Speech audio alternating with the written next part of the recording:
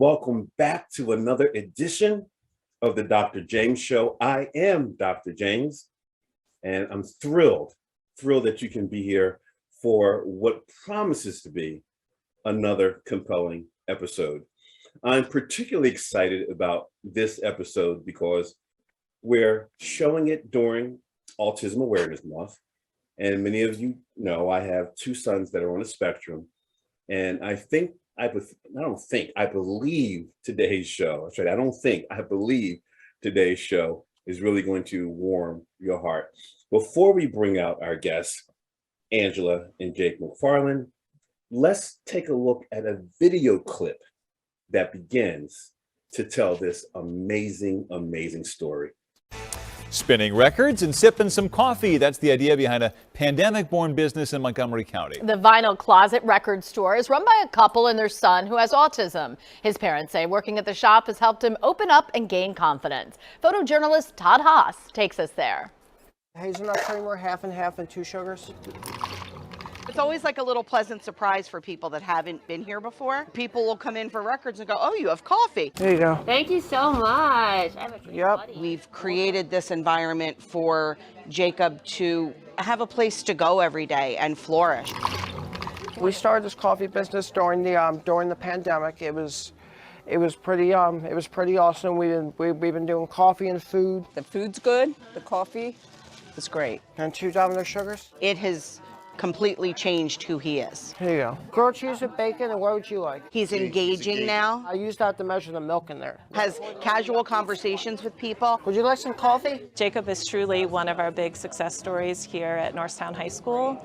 He's gone through our transition program. Here, Jack, would you like to put the marshmallows in? And now here he is. He started his own business, and he is actually the boss of our students. Best Buddies was a really vital part of Jake's development. So we hire special needs teens and adults to work in our program. It's actually an internship program. Your birthday's coming? Yes. That's awesome. I'm seeing the customers and making everybody happy, and making my mom and dad their drinks and making everybody happy. We're happy here, and we love everybody.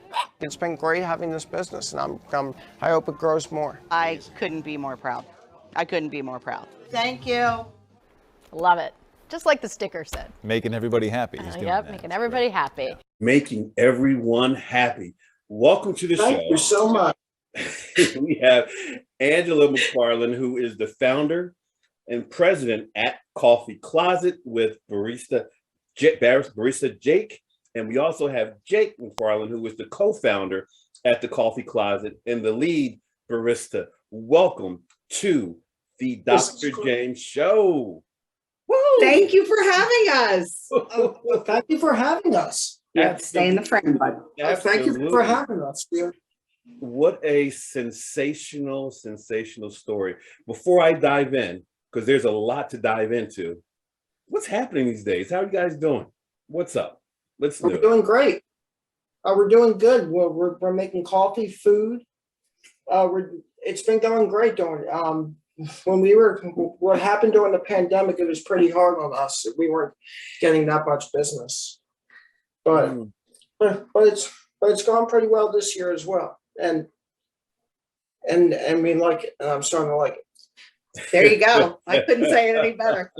Enough said. You've made the transition from school to entrepreneur just like that. So many of us want to do that, but it takes time. It takes years.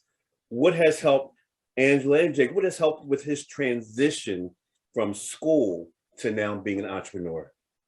Can I answer that? Yeah. I think the community support and our family support has been integral in his development. We live in Norristown, and there's a lot of negativity that has always been talked about for the Norristown community, but I've lived here my whole life. He's lived here his whole life. And I have to tell you that, there's good when you look for it. It's not just bad. And our community has rallied around this venture, rallied around him as an individual.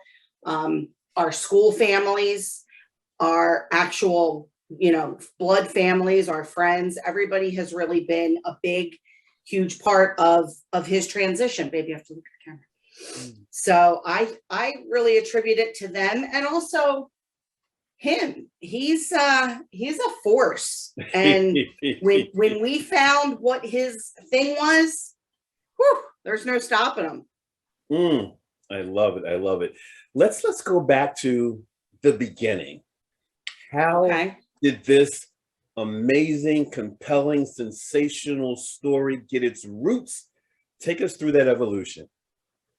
So Jacob graduated high school in 2019. But he was a continuing education student. And what that means is if you're a student with an IEP, you can stay in the academic school system until you're 21. So we wanted him to technically walk with his class, the people that he'd been in school with for, his entire career. But we knew that he would return for vocational skills and social skills.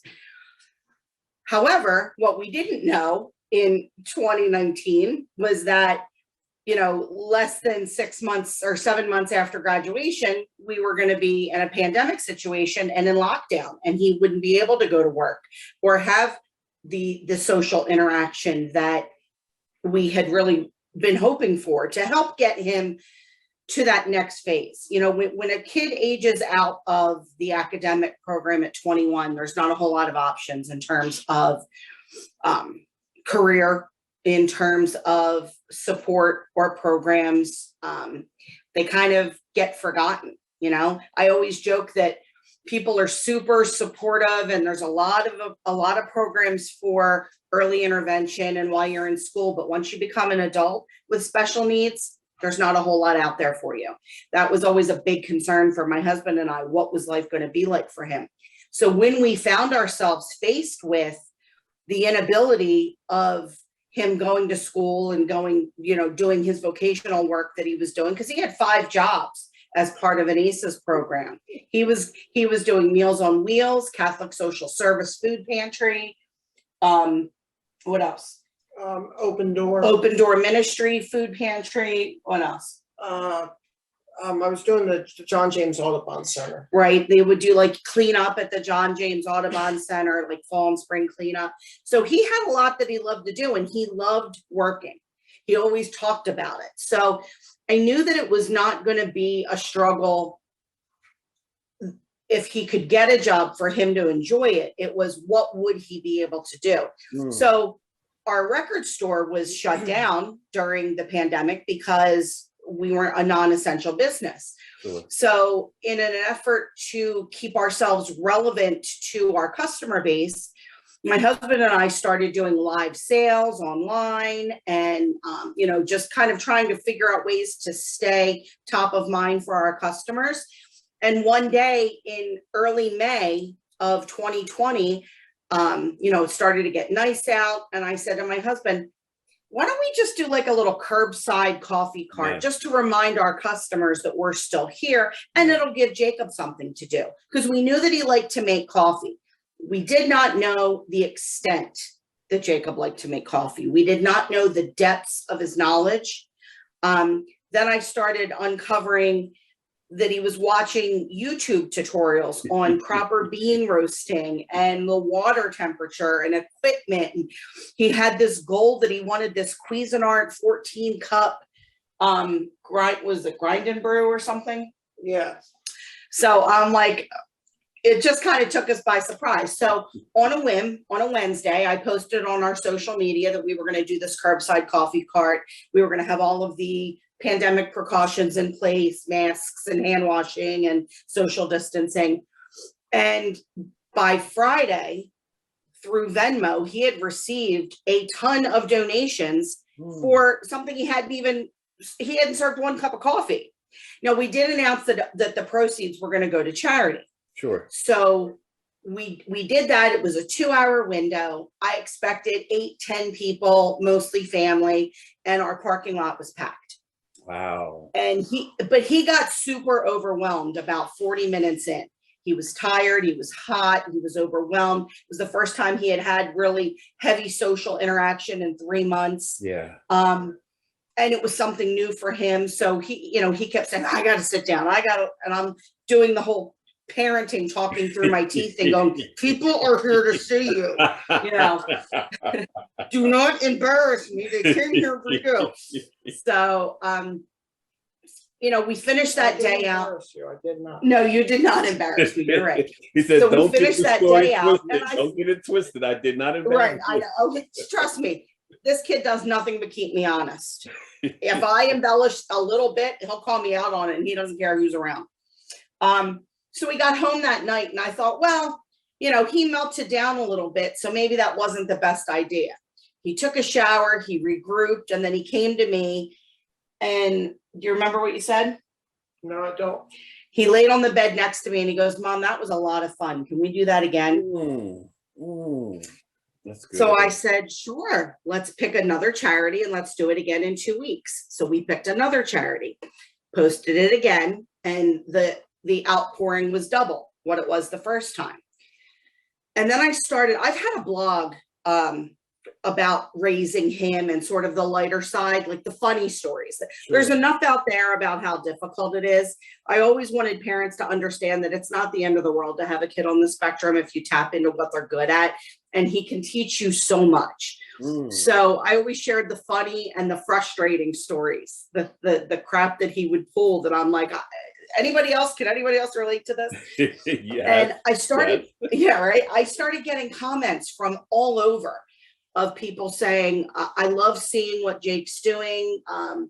Do you think my child will ever do that? Or, you know, I'd love to bring my child to meet Jake. He's an inspiration. And I'm like, that's unbelievable. Like, that was way more than we had ever expected. So with the money that he made the second time around, after we donated, you know, 3/4 of it to the charities, we commissioned our friend of ours to build him a coffee cart. That our goal was, we were just going to put it in the front of our record store, and maybe 1-2 Saturdays a month, he would be there and serve coffee as a hobby. It was really just to give him something to do. The day that he had his grand opening, he did more business than the record store did. And he was over the moon. And I said to my husband, there might be something here. Let's see what's up with this. So because I was a recruiter, I was working from home, I would just set up shop at the record store and work, and I would oversee what he was doing when he was making coffee, and he got busier and busier and busier. And so, stop, get in your face. So we decided, you know, this is the time. He needed my support and my help. So I left a career that I had for 30 years as a recruiter, and I went to work for him. And then I started a nonprofit on the back end. So we started Jake's Baristas, which hires other special needs teens and adults and give them vocational skills, interview skills, social skills. We expose the community to differently abled individuals, and in turn expose the differently abled individuals to the community. I love it. And it's just been ongoing ever since. You have to get in the frame. We're going to be talking more about that later in the interview. I want to know, Jake, from you, how does it feel to own the business? And when did your love for making coffee start? So first question is, how does it feel owning your own business? Feels great. I've been doing very well making coffee.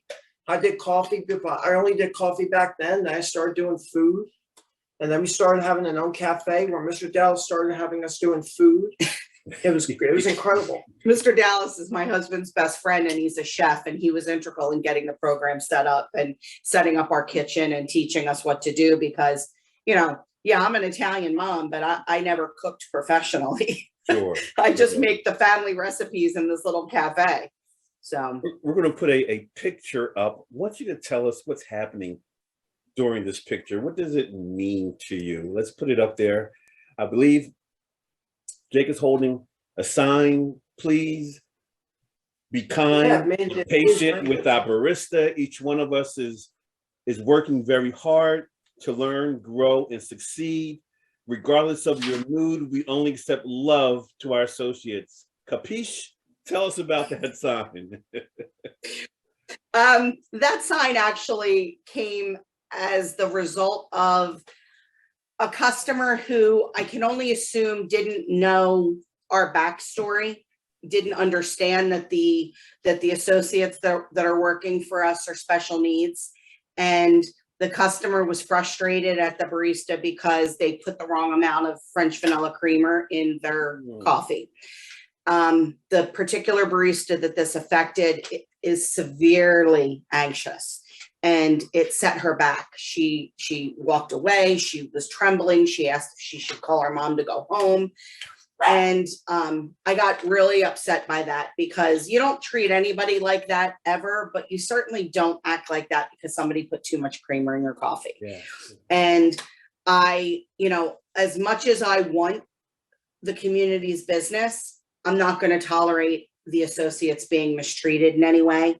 I'm not going to tolerate me being mistreated in any way. Oh, he's smooth operator. Oh, he is nothing if not charming. Trust me. Trust me. So I wrote that sort of as no, I've never been accused of being passive aggressive. I've only ever been accused of being aggressive. But that's sort of my passive aggressive way of saying, if you can't come in here and be pleasant, allow me to show you how to get to Dunkin' Donuts or Starbucks. Your business is truly a family-owned business. You have a couple of pictures that convey that. What makes your family-owned business different and special? It's going to sound cliche and hokey, but my husband and I are best friends. And my husband and his children are best friends. And so that's sort of the foundation. Everything that Jacob does, everything that he loves, everything that he gets into, whether it be different TV shows, certain music, coffee, is directly related to his idolizing his father. And so that's why it works, because, my husband's one of the good ones. He's raised 3 amazing children, and they all have their own very close relationship. But, he had 2 older children when Jacob was diagnosed, and they're my stepchildren. The other 2 children are my stepchildren, right, or my bonus children, as I prefer to call them.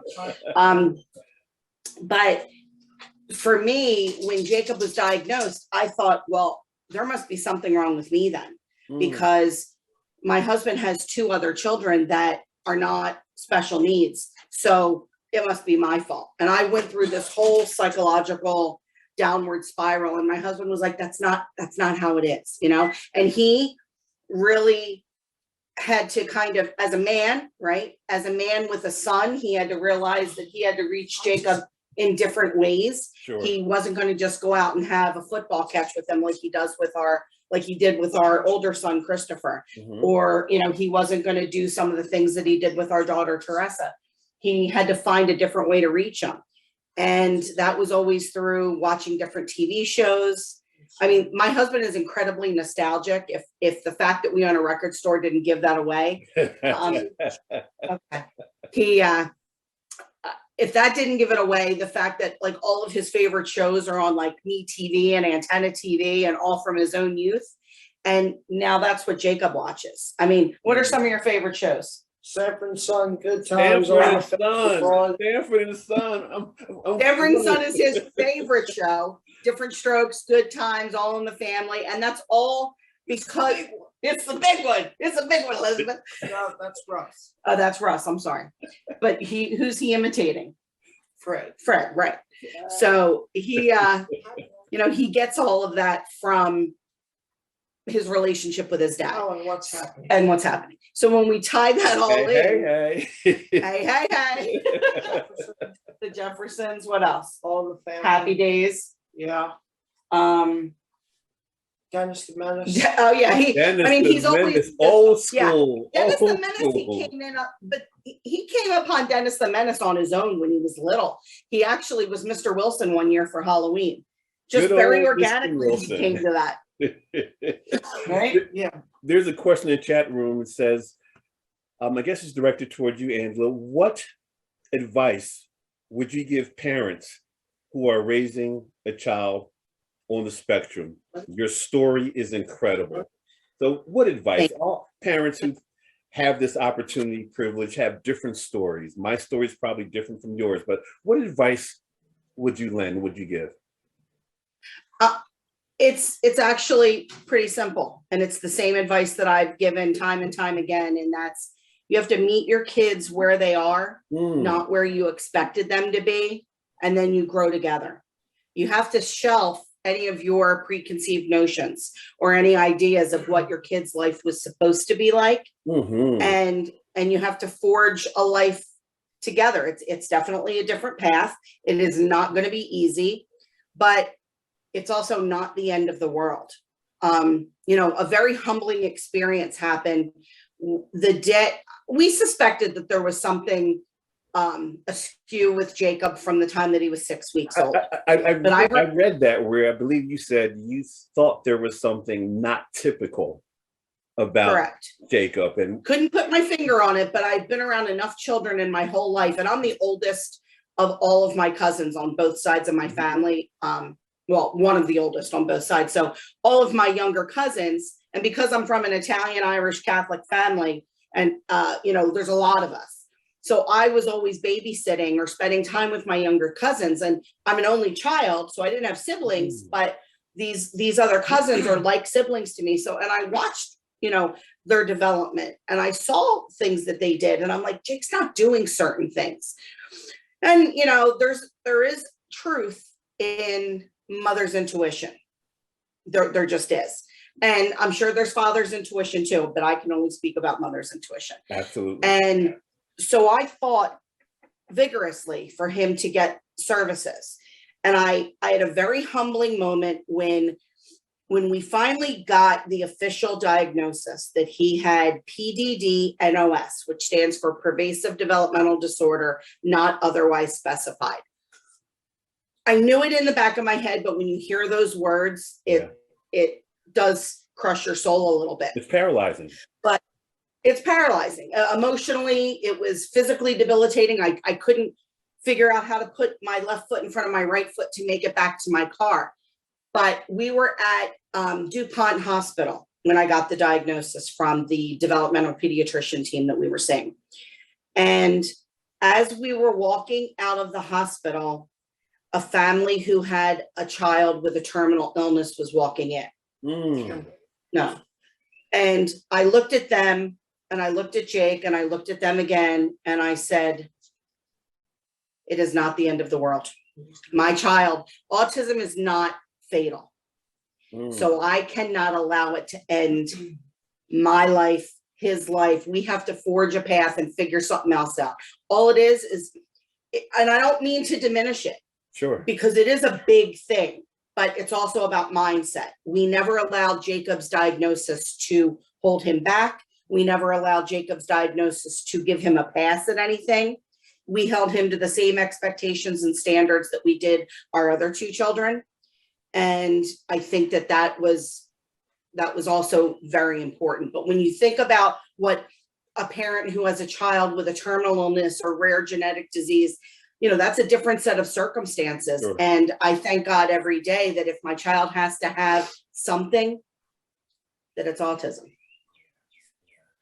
That means a lot to me. It means a lot. Jake, when you're not making coffee and serving coffee and you're not watching TV, what do you do? What do you do when you're not working and watching TV? I don't know. What do you do? I mean, they're the big things. He does those pretty much 22 hours a day. But you play with Fonz?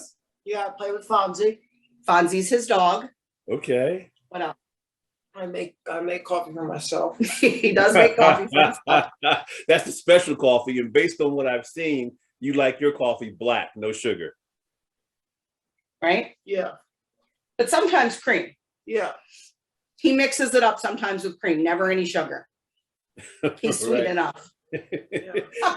Angela, you alluded to our next question in the chat room about getting services and help. The question is, how can our local city council members, legislators, et cetera, serve adults with disabilities better? What programs would you like to see established to help adults on the spectrum? You know, there's something that we've always talked about. I think that there has been a lot of advances to move the needle along in terms of employment for special needs adults. I think, you know, one of the things as I talk to some of these, I still call them kids because I'm almost 50. So if you're under, you know, if you're under 30, you're a kid to me. But I had a conversation with someone who's 25 and on the spectrum. And one of the things that he said to me is, my goal is to be able to live alone. But you know, I don't have any place where I can feel safe. I'd like to see more independent living facilities for adults with disabilities, where there are, you know, kind of think of it like a college dorm where there's an RA. So they have their own rooms, they have their own space that they can be themselves. But if they need help, you know, there's someone there, and there are facilities like that. Don't get me wrong. I would just like to see more of that. Yeah. And I think we have really also progressed a lot as a society in terms of awareness and acceptance and understanding. It's vastly different interactions that a lot of special needs people have now with their peers than when I was in high school. Okay, which, you know, was 30 plus years ago. Do you have another mobile event tomorrow? No, What? that's not the point. So, you know, I think it depends on the community itself. I'm not a politician, and I in no way, shape, or form claim to be an expert on anything other than being Jake's mom. Okay, I want to make that very clear. I started this program, but everything that I do is just based on our experience and what has worked for him. And, you know, sitting in endless IEP meetings and getting input from educators and other parents on the spectrum. But I have no formal, you know, education in autism or anything other than just being a mom. So I get sort of those questions a lot, and I'm always sort of like, oh God, I am not qualified to answer that. I love just that know you as a said mom, you're qualified to answer questions about my son. that's That it. doesn't make me the That's it. autism whisperer. You know, I am the Right. makeup whisperer. That's Clear right. clear And even that, distinction. sometimes I need a translator for. What has kept you and your husband, and what keeps you and your husband going? Because we live a similar life in some regard. What keeps you going, and what has kept you going over the years when you had those moments where you just wanted to whoosah? You know, what's funny is I don't know what my husband's answer to that question would be, because I'm the crazy one. So I'm the one that is constantly overreacting. I'm the emotional one. I'm the one that's the yeller. No, honey, please. He's like cool as a cucumber. He's Mr. Complacent. He doesn't, I've often said to him, do you feel extreme highs and extreme lows when it comes to our son? Because I don't see that. He's like, look, he's the even one. And I think if you have sort of that dichotomy in your personalities, that's a good thing, because we both can't be running the show. We both can't be the hothead overreactor. That's why you need good cop, bad cop. Yeah. And he is really good at diffusing situations. He does not yell unless he absolutely has to. And I've often said to him, why does he listen to you when you yell and not to me? And he goes, because I don't yell at him often, and that's your second language. I'm like, that's true. That is right. That is true. So I think that's a lot to do with it. I think that is a lot to do with it. Well, we have. I mean, the statistics for divorce in families with special needs is astronomically high. You know, I mean, I know the national average, I think, is 50% for divorce. Yes. And then it's even higher if you have a child with special needs. And this, you know, this may be frowned upon by some people, but Jason and I didn't even get legally married until Jake was 11. We always joke and say we had to figure out if we liked each other. But the reality is we put his needs and his development ahead of our own. And every dime that we had went into getting him the supports that he needed. And all of our time went into getting him the supports, but also making sure that our two typical children were having a happy, fulfilling life, and that they were never second fiddle to Jacob's needs.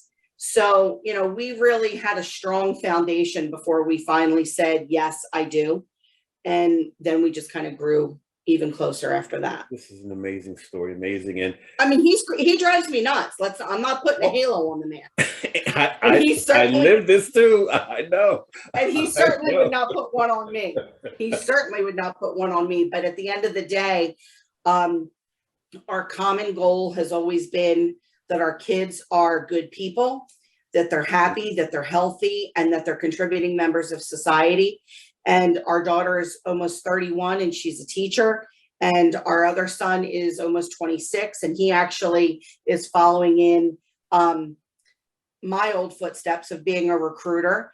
And, you know, I think that we've done what we needed to do. Now, my other two, the two older ones, you know, they've got an amazing mom that was integral, and she's great with him. She's actually an educator in the autism profession. And so she understands a lot with Jake. So, you know, our family unit is a little bizarre, I think, but it works. And I think that's what's kept us going. Yeah. You mentioned earlier about working there for the other students, the other children, is almost like an internship, which is phenomenal. Jake, how do you feel about working with the other staff members, the other people who work with you? What's that like, working with the others? I feel good. I feel great. I feel great working with the other students. It's awesome. What did you just do on Sunday? Help them out. You trained, right? Yeah, train them. So we had a new barista that just started. Oh, look, there's our kids. We had a new barista that just started on Sunday. And due to his school schedule and family life, he's only going to be able to work with us one weekend a month.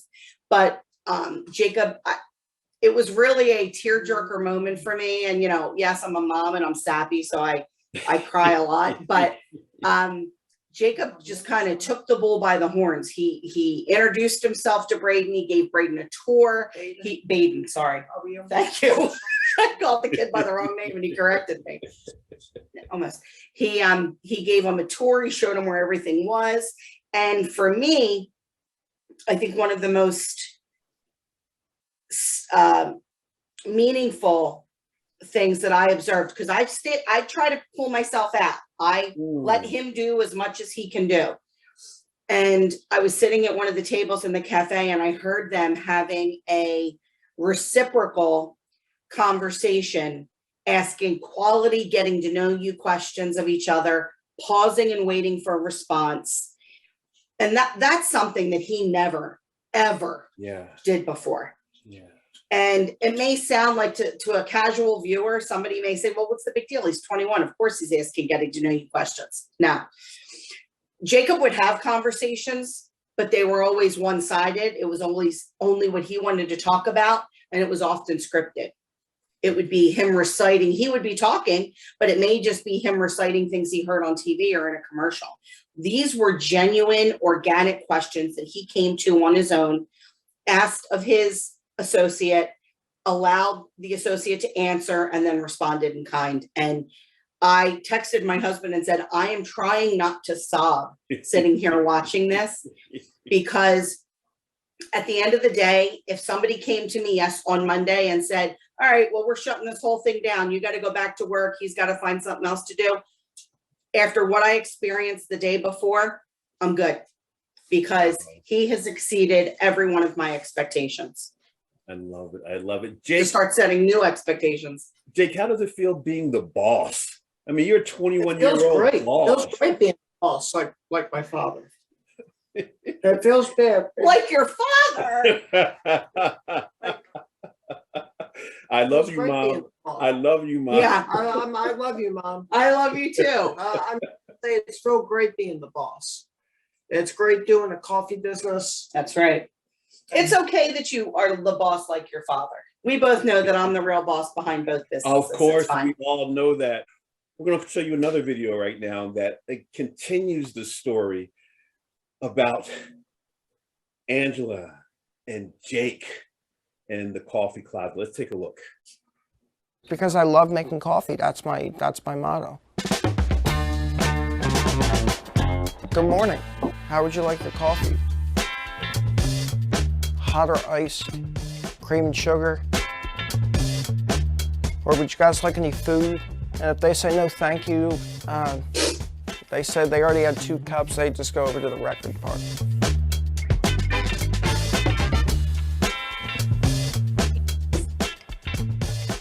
The concept is a record store with a small cafe inside and a nonprofit in the back office. But are you going to be interviewing Daddy as well? Coffee Cart started with my son Jake and my wife. So my buddy built a coffee cart for him, and we started down here at the old shop. And when we moved here, we brought that business into this business and combined it. He works in a record shop. I just like that. We want community, we want family, we want people in a safe space. We want community. Isn't he cute? He's so cute. Foxy. We want people to feel safe. We want a community. There's a comment in the chat room that says, your viewpoint and experience is valuable and appreciated. Thank you. Thank you. Now, Thank you. You enlist the help of others, right? Your charity partners. Can you tell us a little bit about that? Okay, so our charity partners, when we first did the curbside coffee cart, as I mentioned, I said, let's donate the proceeds to charity, because it was literally just supposed to be a fun Saturday afternoon. And then it became what it is now. So every month we pick a different community-based charity that we partner with. And what I mean by that is I host mini fundraisers for these smaller charities in our community, whether it be live music events, or I do collections of supplies and goods and canned goods and clothes. And then we donate them to whoever the charity partner is. Sure. So since we began this whole venture, we're over $20,000 in donations to community partners. And we, like I said, we pick a different one each month. They all have to be organizations that resonate with us from a moral perspective, our family perspective. And it's important to me that they be community-based and not national nonprofits, because the grassroots charities are the ones that need the support. Sure. You know, because I'm a grassroots charity, and if somebody picked me as a charity partner and presented me with a check for $500, that is game changing for us. So, you know, I don't have thousands of dollars that I'm donating each month. This is Fonzie.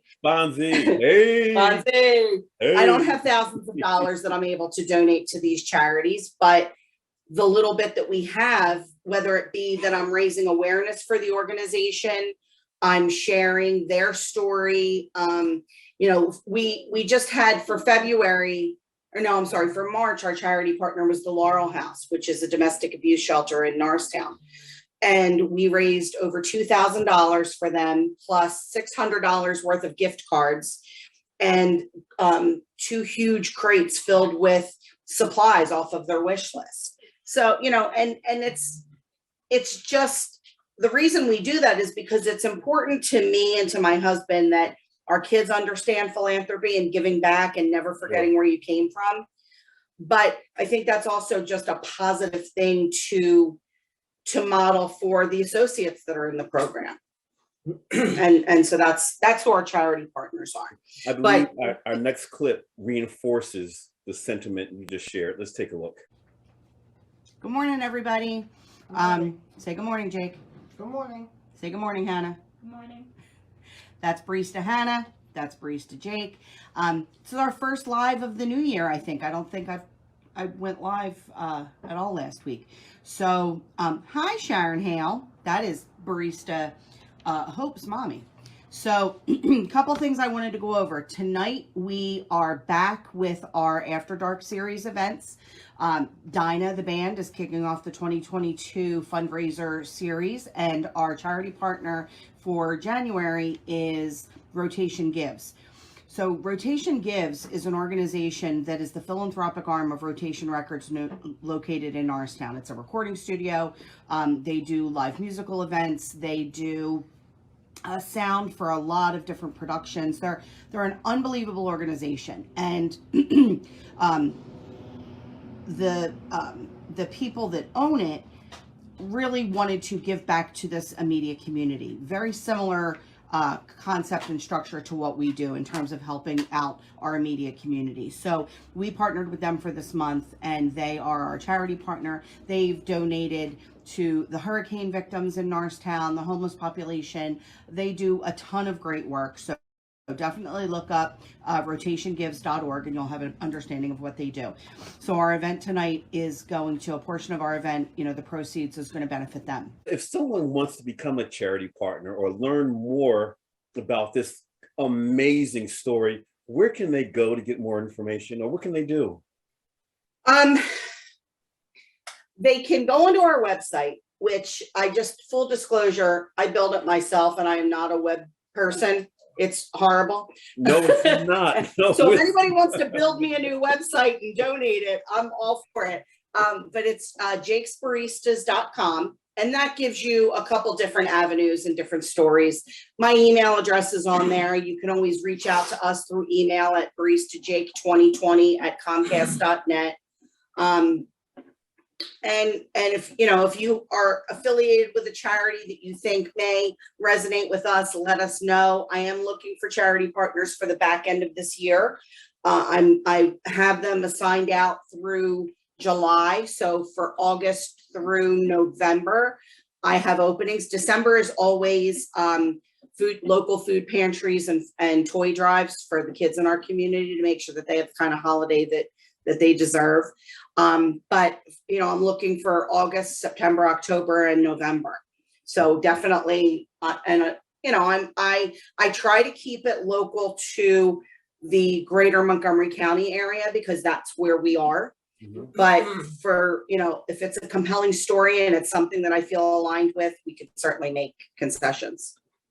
Tell me about your business model. I mean, during the pandemic, especially during the early days, many people were dealing with uncertainty and sadness and frustration and change. But you, your husband, and Jake and family decided to build this business that just keeps giving and giving and giving. What went into the thinking as you developed and built this business model of giving back, loving hard, and creating opportunities for the people who are underserved? Well, we for sure went through all of those emotions that you spoke about. The first couple of weeks of the pandemic, we just walked around in a fog. We didn't know what was happening. I'm not one to. My husband and I joke that my heart is bigger than my brain, and he's not wrong. But what he means by that is I am naturally a giver, and I will give until I have nothing left. And what was happening was, so when we started, just funny story. So when we started this, I was giving 100% of every single thing that we made to the charities.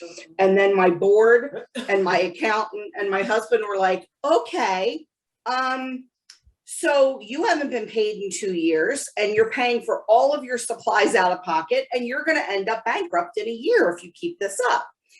So I had to kind of rationalize that in order for me to be of service and our business to be of service, we do have to also be compensated for what we're doing, right? So I allowed that to kind of happen in my brain. I don't like it.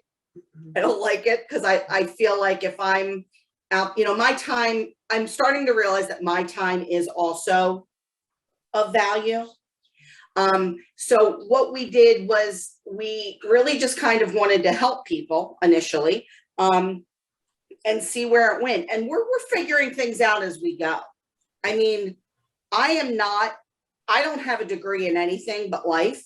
And I don't have, any kind of business background. I have a heart, and I have pluck and moxie. And that's what we've been kind of going full steam ahead with. And we'll see if it works. I love it. I love it.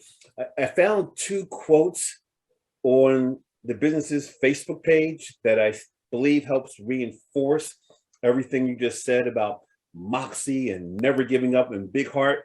The first one is, behind every young child who believes in himself is a parent who believed first. Thoughts about that?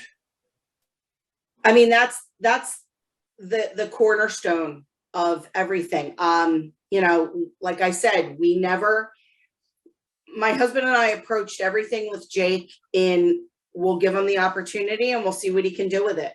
We never said, no, he can't do that because he's autistic, or no, he's got severe ADHD and severe anxiety. We're not going to have him try that. We put everything in front of him and we let him discover if it was something that he could do. And we put ourselves, behind him. And we tried to do that with our older children as well. And I try to do that, even with my husband. When he came to me 11 years ago and said, I want to start my own business and I want it to be a record store, I said, okay, because I believed that he could make it happen. And he did. Wow. I believe that children and adults both learn through discovery. And it sounds like with Jake, you and your husband have given him nonstop discovery opportunities. So I thank you for that. The next quote, let's take a look at that one. Believe in your child so much that the world thinks you're crazy, then believe more. Yeah, that one, I think I should get tattooed on my head, because sometimes I think that people are like, could you stop talking about your son already? And the answer is no, I can't. Sorry. He's 22, he's going to be 22 in October. And in addition to being diagnosed on the spectrum, he has severe, often debilitating anxiety and ADHD. He's got OCD. Fonzie, he wants to get the interview. I know, the dog. He has a million things going against him at all times. And so when he has these small milestones that, again, casual observer may say, oh, big whoop, he served somebody coffee. You don't understand why it's a big deal. So I'm going to tell you why it's a big deal. Because you celebrate every good moment. You celebrate every milestone. And he has an unbelievable amount of confidence now. And it is because we're cheering him on every step of the way. And we're not going to stop. I want to be clear, though. We also, tell him when he's being less than he should be, or when he's being obnoxious, and that happens. People are always like, you always talk about what a great kid he is. He is a great kid, but he's also 20 years old or 21 years old and a smart mouth and sarcastic, and he's a slob, and he's all the things that every other kid is too.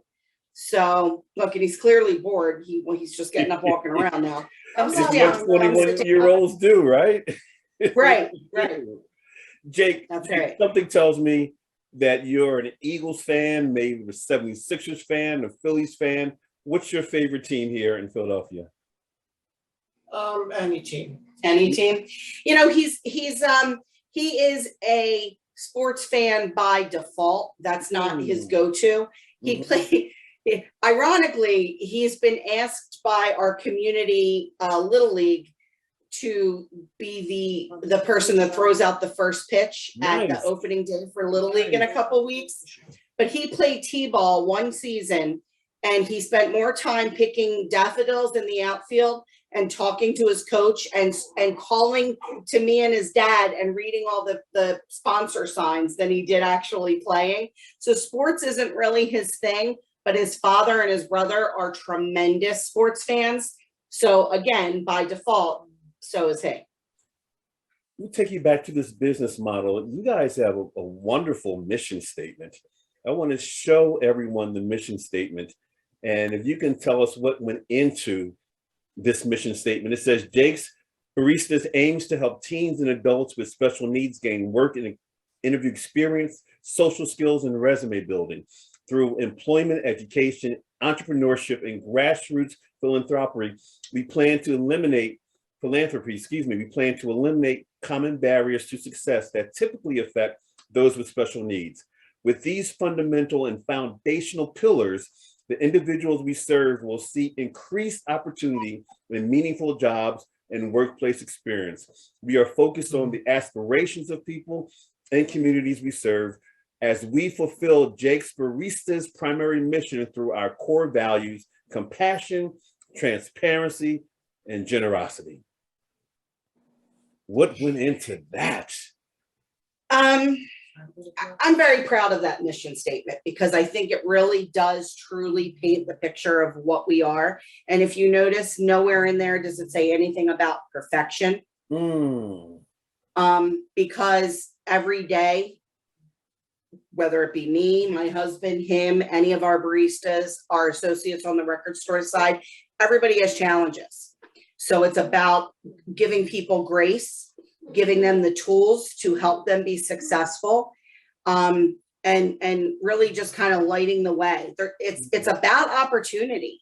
The opportunity for a family that has somebody on the spectrum that maybe doesn't like to go out in public to come into our record store / cafe and sit, on the couch and play with the dog while their parents are shopping, like little things like that. Things that I thought this would be a great opportunity if this was around when Jacob was little. The place that we've created would be my husband and I's favorite place because it embodies so much. And so that's kind of what we wanted to do. And because I had, all the experience in resume building and interview prep and going through interview questions, when we came to this realization, I said, well, clearly, and I was always the recruiter that was like gunning for the underdog. Like I wanted them to get the job. Somebody that didn't maybe have all the skills or was lacking something. And it was a running joke between some of my coworkers. Honey, we're on air. I can't put them down. Just put them down, please. It was always a running joke between some of my coworkers. And they always said, you're going to open a staffing company someday called Wounded Bird Staffing. And I'm like, you know what? You're right. And in some ways, I feel like kind of that's what I've done, in that I identify, all right, this person would not do well in a conventional interview. They spend 6 months with us and we work through some of that stuff. And we also change the conversation with hiring managers and with corporations on how they interview. There's a wealth of talent out there that we just need to not be so we need to not have so much tunnel vision when we're interviewing people. We're so siloed in our thinking and our approach. 100%. 100%. What's available. Yeah. I had a story when I was recruiting. I remember that I met with a candidate who on paper did not fit the job description at all. On paper, he was a landscaper, but this job was for a healthcare company and they wanted people to be patient advocates. So they wanted somebody who had compassion and was understanding and good communication.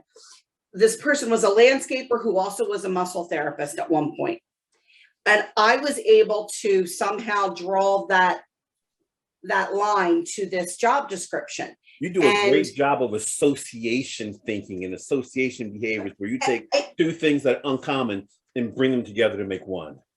Yes. And that's what usually made me a successful recruiter. If I could get past the hiring manager saying, why are you sending me a landscaper for this job? And then I would have to explain to the hiring manager, this is why you should talk to them. And if I could get to that point, 95% of the time the person would get the job, and then it would be up to them. Then it's their job to lose, right? I did what I needed to do.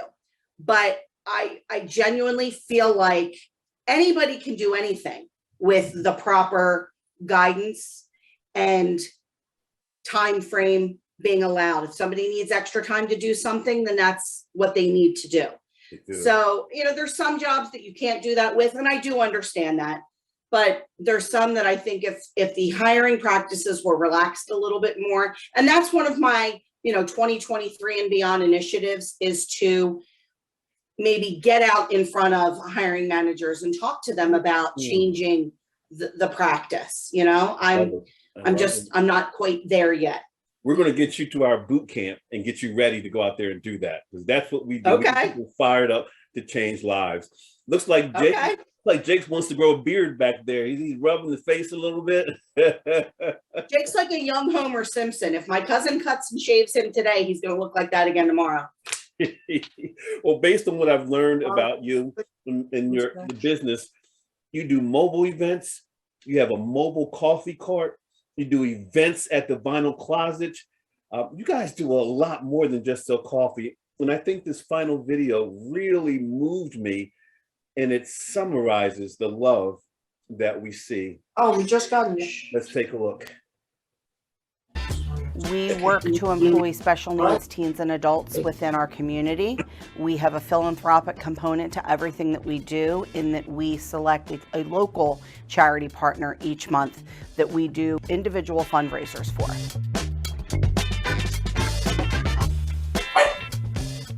I love making coffee, and it's a good thing. It's like they're really welcoming, and I've been coming here since I was like really little, and anytime I would come in, I would like the feeling that I get.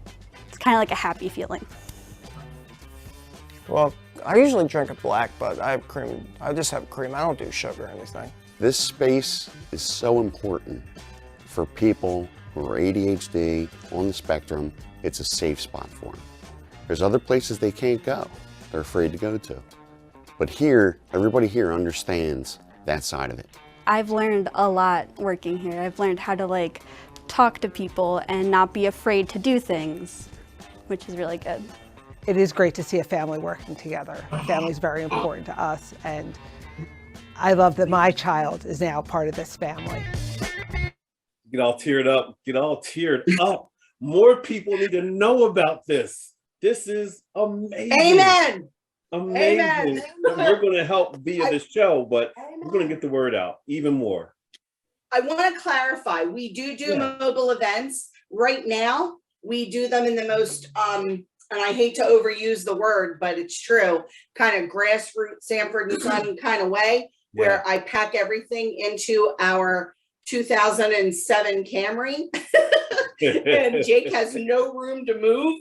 And we do everything on, like, you know, folding tables. And however, in the last month, we were just donated by Plymouth Ambulance, a decommissioned ambulance. So we are in the process of selling sponsorships to offset the cost of refurbishing it, so that we have an actual mobile cart.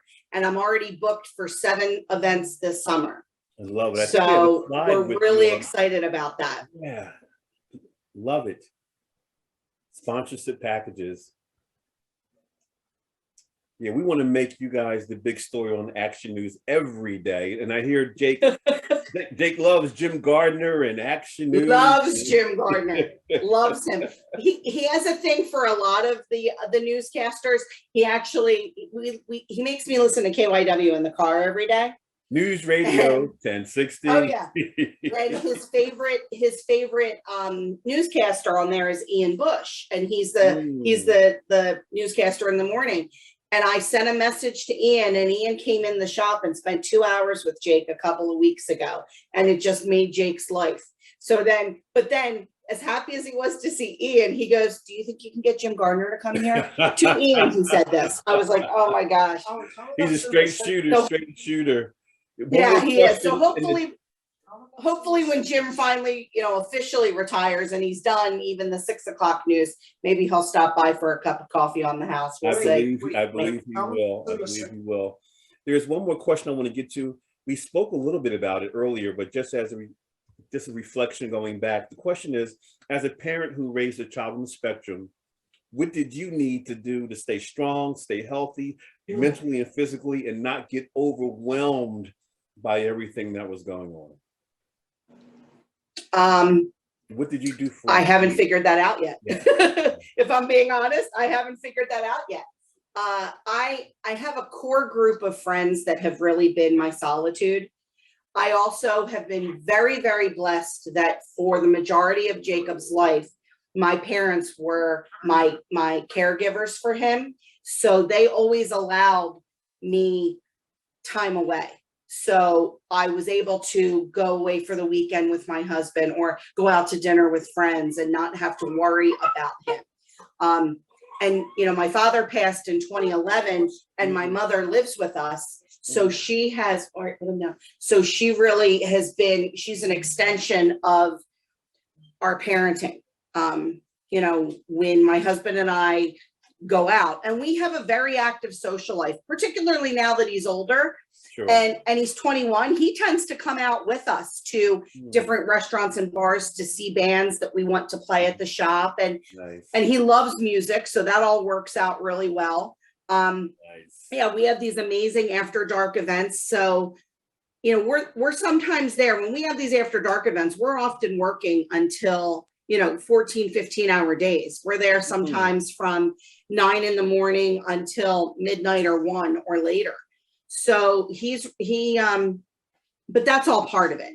But knowing on days that he's overwhelmed, that I have my mom there to help out, that's been an integral part of it. What do you need? What could you use?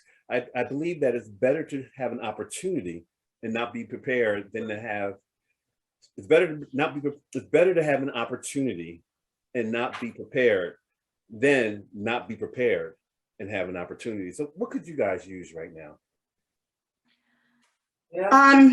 You know, just, we have an outpouring of community support, but we're still sort of Norristown's best kept secret.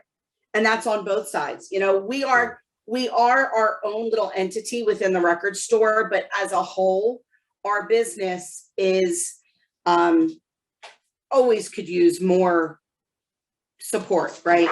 I would love to be able to get my mobile ambulance refurbished and on the road, you know, in the next 5 or 6 weeks. So if somebody's interested in being a corporate sponsor, please reach out to us, because, you know, I'm offsetting all of that cost ourselves right now. And so the more sponsors, the quicker I can get it done and be out there spreading the word and doing what we need to be doing. So, but I also, what I really would like to see is people just being inclusive and supporting adults and families with special needs, because, you know, sometimes there's a lot of parents that don't open up and share their story, right? I've never been a person that had a problem talking, but there's some parents that internalize it, right? And they feel like they don't have anybody to talk to, or so-and-so won't understand. I look at it as, I have this, whatever platform I have, I make it my mission to help other parents understand how we got to where we are, how they can get their child where they want them to be, or change course together. And that, you know, when I say special needs, the kids that work for us, there's only, I think, 3 or 4 that are in our program that are actually autistic. We have a couple that have severe anxiety. We have 2 that have Down syndrome. We have a couple that have suicidal ideation. My thing is, anybody that feels that they can't or don't fit in somewhere, they fit in with us. Love it. And we'll work through it, because if they're able to build their self-esteem and their confidence, they can go out and change the world. And that's what we want to do for them. Angela, we're going to end the show in the way we always end our shows, and that is asking our guests to give us a 30-second motivational keynote presentation. I'm a speaker, So I run my mouth all the time. Just give us 30 seconds on encouragement, advice, dealing with uncertainty and change, dealing with the hand that you were dealt. What advice do you have for them as we get ready to close our show? One of my favorite quotes is, "You've got to go through it to get through it." And I genuinely believe that. I allow myself to feel whatever I need to feel in that moment, but I don't wallow in it. If I'm frustrated, I get frustrated, and I always say, I'll be fine. I just need to flip out first. As long as I know that after my little meltdown, I have to pull myself back up and keep going for the betterment of him, my husband, the associates in our program, family, friends, whatever it is, that motivates me to keep going. I am not perfect. I have made tremendous mistakes in my life. So what I've done now is just try to live my life of service to people. And I still have a tremendous shortcomings. I can be short-tempered. I can be snarky. I actually pride myself on being snarky, if I'm being honest. But I'm real. And I'm very self-aware. And I will tell you, I am not always the most pleasant person to be around. And I'm not great. Sometimes I'm not in a good mood. Yes. Most times I'm not in a good mood. I'm always tired. So, but I own that. And I say, you're right.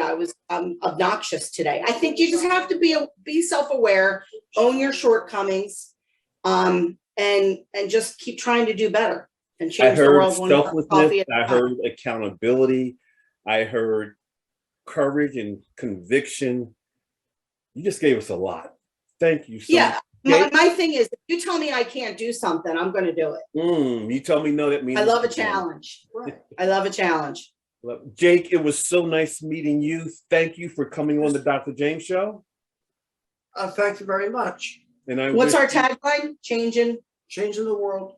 Chugging the world. No, changing the world. One cup at a time. No, chugging the world. Not chugging. Changing the world one cup of coffee at a time. I think I like the chug.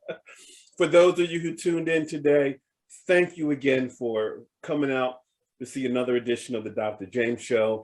Next time, continue to bring more people with you. Again, informational, transformational experiences, special guests, phenomenal guests. And like I always say, you've just been Gym-Packed. We'll see you next time.